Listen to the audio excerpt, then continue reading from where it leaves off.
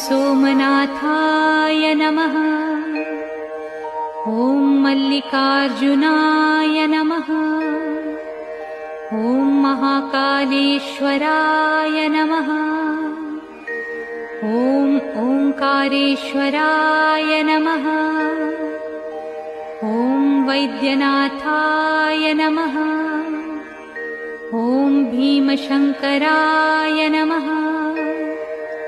ॐ रामेश्वराय नमः। ॐ नागेश्वराय नमः। ॐ विश्वेश्वराय नमः। ॐ त्र्यंबकेश्वराय नमः। ॐ केदारेश्वराय नमः। ॐ भुस्मेश्वराय नमः।